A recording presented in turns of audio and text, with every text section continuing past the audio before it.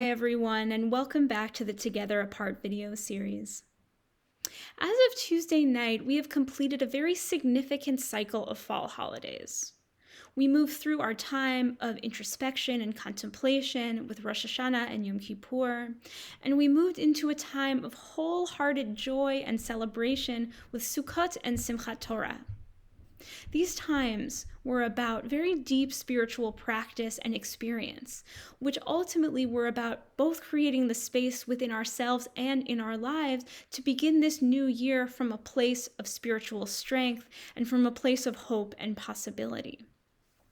Now today, this first day after this cycle of holidays, I want to actually invite us to return to the introspective and contemplative work that we did during Rosh Hashanah and Yom Kippur.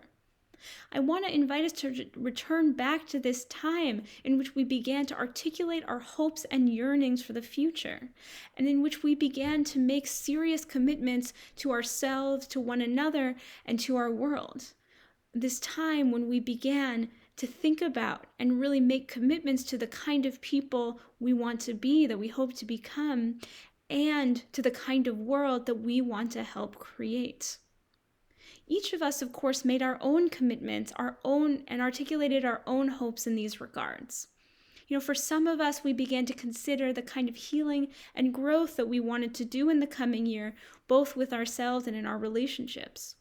For others of us, we began to consider making certain kinds of changes in our lives, whether in our work or in our personal lives, or even with a way of thinking about things in our lives. For others of us, we began to consider what it might look like to deepen our work to repair the world. Each of us had our own hopes that we began to articulate and had our own commitments that we wanted to make to ourselves. Whatever it is, though, that you articulated, whatever it is that you began to commit to on Rosh Hashanah and Yom Kippur, today is the day that I want to invite you to return to those, that I want to invite you to ground in what you want for your future as we look into the new year. So with this, I want to invite us to reflect on this first day of action post-holidays. What hopes for your future, or what commitments to your future did you articulate to yourself these high holidays? And what is the first step that you want to take in making your hopes and commitments a reality? As usual, I look forward to hearing your responses to these questions. You can reach me at rabbi@bethtorah.org. I look forward to hearing what's on your heart and your mind.